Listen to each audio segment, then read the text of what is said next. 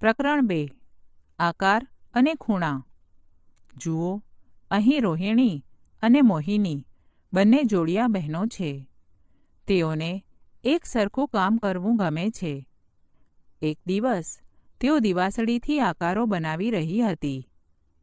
તેઓ બંને વિરુદ્ધ દિશામાં એકબીજાને જોયા વગર આકારો બનાવી રહી હતી. રોહિણીએ દિવાસળીની મદદથી એક બંધ આકારની આકૃતિ બનાવી, જેમાં કુલ 6 બાજુઓ હતી, જ્યારે મોહિનીએ પણ દિવાસળીમાંથી એક આકાર બનાવ્યો હતો, પરંતુ તે આકાર રોહિણીએ બનાવ્યો હતો તેવો ન હતો. તેથી મોહિનીએ ફરીથી પ્રયત્ન કર્યો અને તેણે દિવાસળીમાંથી બીજો આકાર બનાવ્યો. તે 6 બાજુઓવાળો આકાર હતો, પરંતુ તે આકાર રોહિણીએ બનાવ્યો હતો તેવો ન હતો. જુઓ, અહીં રોહિણી અને મોહિનીએ બનાવેલ આકારો છે. આ આકારોમાં ખૂણા દર્શાવ્યા છે. તેમાં આપણે તફાવત જોઈ શકીએ છીએ. હવે જુઓ, દિવાસળીની સળીની મદદથી આપણે નાનો ખૂણો, મોટો ખૂણો અને તેનાથી મોટો ખૂણો બનાવી શકીએ છીએ. આ પરથી કહી શકાય કે ખૂણા બદલવાથી આકારો પણ બદલાઈ જાય છે. જુઓ, અહીં આપેલ આકારમાં કેટલાક ખૂણાઓ દર્શાવ્યા છે, જેમાં કાળા રંગથી દર્શાવેલ ખૂણો સૌથી મોટો ખૂણો છે. જુઓ, અહીં આકારોમાં 4 અલગ અલગ ખૂણાઓ જોવા મળે છે. હવે જુઓ, અહીં 6 દિવાસળીની સળીની મદદથી 8 ત્રિકોણો બનાવ્યા છે. અહીં દિવાસળીની મદદથી એક માછલીનો આકાર બનાવ્યો છે. તો હવે આપણે આ 3 દિવાસળી ઉઠાવી તેને ફરીથી એવી રીતે ગોઠવીએ કે જેથી માછલી તેની વિરુદ્ધ દિશામાં તરતી દેખાય. હવે જુઓ, આ 10 દિવાસળીની મદદથી આકાર બનાવ્યો છે. તો આ આકારમાંથી 5 દિવાસળી ઉઠાવી તેને ફરીથી એવી રીતે ગોઠવીએ કે જેથી તે ઘરનો આકાર બને. ખૂણો તપાસવાનું સાધન. જુઓ, અહીં રોહિણી અને મોહિની ખૂણો તપાસવાનું સાધન બનાવે છે.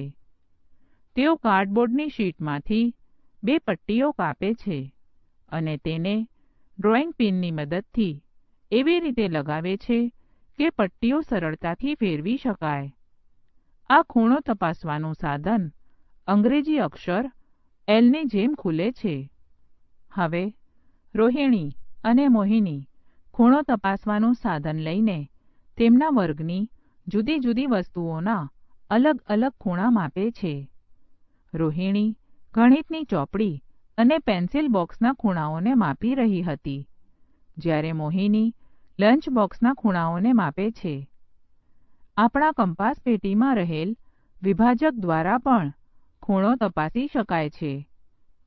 હવે જુઓ, અહીં સુખ મને ઘણા બધા ખૂણાથી આ ચિત્ર બનાવ્યું છે, જેમાં કાટકોણ તથા કાટકોણથી મોટા ખૂણાઓ અને નાના ખૂણાઓ જોવા મળે છે. જુઓ, અહીં 5 ચિત્રો આપ્યા છે. આ ચિત્રોમાં કયા પ્રકારનો ખૂણો છે તે આપણે જોઈએ. આ પ્રથમ ચિત્ર મગરનું છે.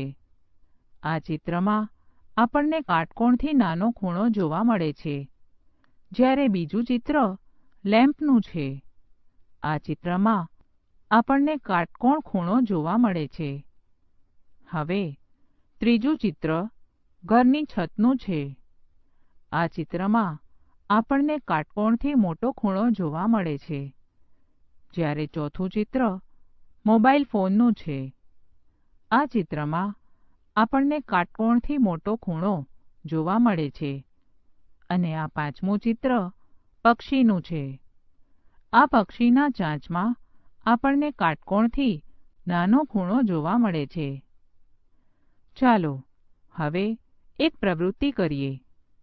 એક ચોરસ કાગળનો ટુકડો લો, તેને અડધો ઘડી વાળી દો, તેને ફરી એક વખત ઘડી વાળી દબાવો.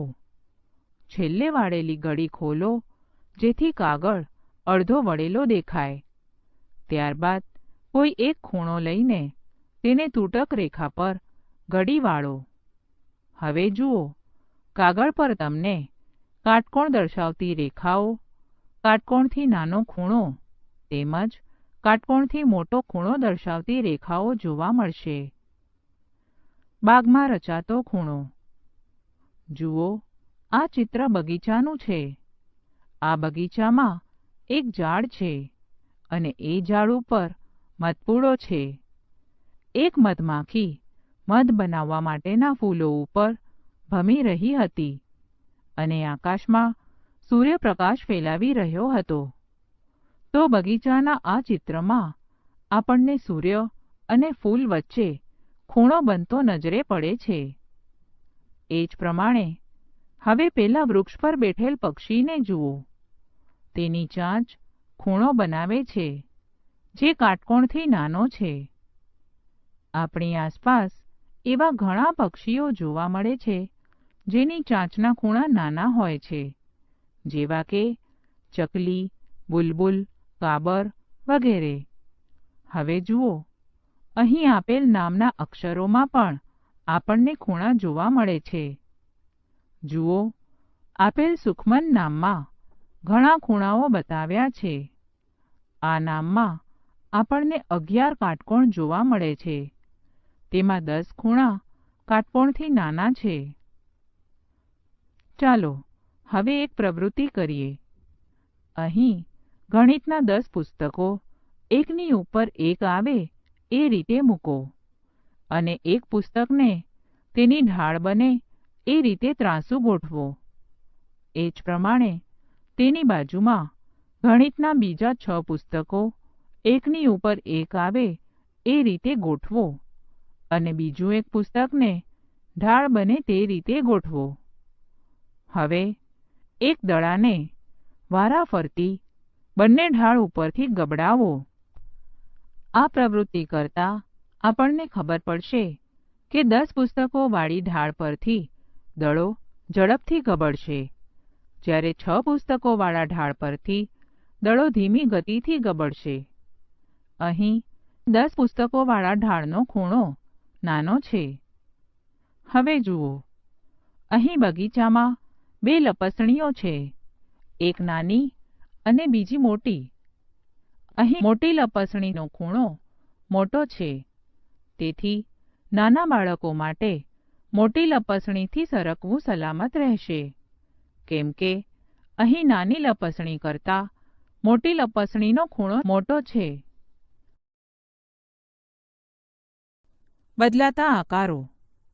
ચાલો હવે આપણે દિવાસળીઓ અને રબર ટ્યુબના ટુકડાઓનો ઉપયોગ કરીને બાજુઓવાળા આકારો બનાવીએ. આ આકારો માટે જરૂરી વસ્તુઓ જેવી કે વપરાયેલી કે નવી દિવાસળીઓ તથા સાયકલના વાલ્વમાં વપરાતી રબર ટ્યુબ. સૌ પ્રથમ દિવાસળીનો કાળો ભાગ સાફ કરો. ત્યારબાદ રબર ટ્યુબનો નાનો ટુકડો 1 સેન્ટીમીટર જેટલો લાંબો કાપો. હવે રબર ટ્યુબના ટુકડાની બંને તરફ દિવાસળી નાખો. ત્યારબાદ ત્રિકોણ બનાવવા માટે વધુ દિવાસળી ઉમેરો. આ રીતે આપણે દિવાસળીઓ અને રબર ટ્યુબનો ઉપયોગ કરીને 4, 5, 6 બાજુઓવાળા આકારો બનાવી શકીએ છીએ. આ દરેક પ્રકારના આકારોમાં ખૂણાઓ બને છે. આ આકારોને આપણી આંગળીના ટેરવાની મદદથી નીચે તરફ દબાવતા આકારોના ખૂણાઓ બદલાય છે અને ખૂણાઓમાં ફેરફાર થાય છે. હવે જુઓ, નીચે આપેલ મિનારા, પુલ વગેરે ચિત્રોમાં આપણને ત્રિકોણ આકાર જોવા મળે છે.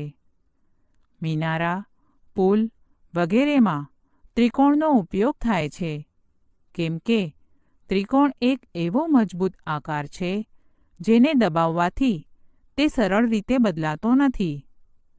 તેથી આવા અલગ અલગ આકારોને ત્રિકોણમાં વહેંચીને મજબૂત બનાવી શકાય છે. આપણી આસપાસ જોવા મળતા bus station, railway station, community hall વગેરે સ્થળોના બાંધકામમાં ત્રિકોણનો ઉપયોગ થયો હોય છે. ખૂણો અને સમય. જુઓ, અહીં ઝિન્નતની ઘડિયાળમાં અંકો નથી. તે ફક્ત ખૂણો જોઈને સમય જણાવે છે. તે પોતાની ઘડિયાળમાં બંને કાંટા વચ્ચે કાટકોણ બને ત્યારે 9 વાગ્યાનો સમય જણાવે છે. જુઓ, અહીં દિવસમાં એવા સમય કેટલી વાર આવે છે જેમાં ઘડિયાળના કાંટાઓ વચ્ચે કાટકોણ બને છે. જેમ કે 3 વાગ્યાના સમયે કલાક કાંટો 3 પર અને મિનિટ કાંટો 12 પર હોય ત્યારે, તથા 3:30 વાગ્યાના સમયે કલાક કાંટો 3 પર અને મિનિટ કાંટો 6 પર હોય ત્યારે, અને 6 અને 9 પર કાંટાઓ હોય ત્યારે કાટકોણ બને છે. હવે નીચે આપેલી ઘડિયાળમાં સમય જોઈ કાંટાઓ કેવા ખૂણાઓ બનાવે છે તે જોઈએ. જુઓ, અહીં પહેલી ઘડિયાળમાં 7:25નો સમય થયો. અહીં બંને કાંટાઓ કાટકોણ કરતાં નાનો ખૂણો બનાવે છે. જ્યારે બીજી ઘડિયાળમાં 8:15નો સમય થયો છે. અહીં બંને કાંટાઓ કાટકોણ કરતાં મોટો ખૂણો બનાવે છે. હવે ત્રીજી ઘડિયાળ જુઓ. આ ઘડિયાળમાં 9:10નો સમય થયો છે. અહીં બંને કાંટાઓ વચ્ચે કાટકોણ કરતાં મોટો ખૂણો બને છે. જ્યારે ચોથી ઘડિયાળમાં 10 વાગ્યાનો સમય થયો છે અને બંને કાંટાઓ વચ્ચે કાટકોણ કરતાં નાનો ખૂણો બને છે. અંશ ઘડિયાળ. જુઓ, અહીં અપ્પુ અને કીટુ કેરમ રમી રહ્યા હતા. અપ્પુ સ્ટ્રાઇકર મારે છે અને એ સ્ટ્રાઇકર એ જ ખૂણા પર પાછો આવે છે. જુઓ, અહીં કેરમના ચિત્રમાં 3 બિંદુઓ A, B અને C આપ્યા છે. આ આપેલ 3 બિંદુઓમાંથી એ બિંદુ પરથી રેખા દોરીએ કે જેના પરથી સ્ટ્રાઇકર મારીને કીટુ રાણી મેળવી શકે. ચાલો હવે આપણે અંશ ઘડિયાળ બનાવવાની એક પ્રવૃત્તિ કરીએ. એક કાગળમાંથી એક વર્તુળાકાર કાપો. ત્યારબાદ તેની અડધી ઘડી વાળો. હવે તેની ફરીથી ચોથા ભાગમાં ઘડી વાળો. ફરીવાર તેની એક ઘડી વાળો. હવે કાગળને ખોલો. તમને આવી રેખાઓ દેખાશે. હવે એ રેખાઓ પર આપણે 0 અંશ, 45 અંશ, 90 અંશ અને 180 અંશ દર્શાવીએ. હવે તેને એક જૂના કાર્ડ પર ચોંટાડો. ત્યારબાદ કેન્દ્રમાંથી એક કાંટો દોરો. હવે જાડા કાગળમાંથી એક લાલ કાંટો બનાવો અને પેનથી તેને કેન્દ્રમાં એવી રીતે લગાડો કે જેથી તે મુક્ત રીતે ફરી શકે. હવે જુઓ, તમારી અંશ ઘડિયાળ તૈયાર છે. આપણે અંશ ઘડિયાળના ઉપયોગથી પેન્સિલ બોક્સનો કાટકોણ માપી શકીએ છીએ. 90 અંશના ખૂણાને કાટકોણ કહેવામાં આવે છે. જ્યારે કાટકોણનો અડધો ભાગ 45 અંશ થાય તથા કાટકોણનો ત્રીજો ભાગ 30 અંશ થાય અને કાટકોણનું બમણું 180 અંશ થાય. હવે ચાલો આપણે કાગળના વિમાનમાં ખૂણાઓ બનતા જોઈએ. એક ચોરસ કાગળનો ટુકડો લો. તેને અડધો ઘડી વાળો અને ખોલો.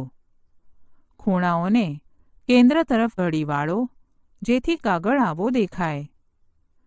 લીલા ત્રિકોણને એવી રીતે વાળો કે જેથી P અને Q સ્પર્શે. લંબચોરસના ઉપરના 2 ખૂણાને તૂટક રેખાઓથી ઘડી વાળો. તમારો કાગળ આ પ્રમાણે દેખાશે. ચિત્રમાં એક નાનો ત્રિકોણ દેખાય છે. કાગળને ઉલટાવી દો અને તેને તૂટક રેખા સાથે અડધી ઘડી વાળો. હવે તેની પાંખ બનાવવા પીળા રંગની ધારને લાલ રંગની ધાર પર વાળો. તેને બીજી બાજુ પર ફેરવીને એ જ રીતે બીજી પાંખ બનાવો. હવે આ વિમાન ઉડવા માટે તૈયાર છે.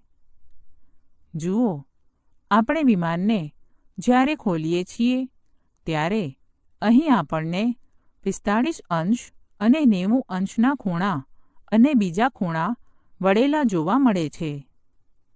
હવે જુઓ યોગ સાથે ખૂણા. અહીં રહેમતે કરેલા અલગ અલગ આસનના ચિત્રો આપ્યા છે. જ્યારે તે આસનો કરે છે ત્યારે તેના શરીરના અંગો દ્વારા અલગ અલગ માપના ખૂણાઓ બને છે, જે આપણે અહીં આપેલા ચિત્રોમાં જોઈ શકીએ છીએ.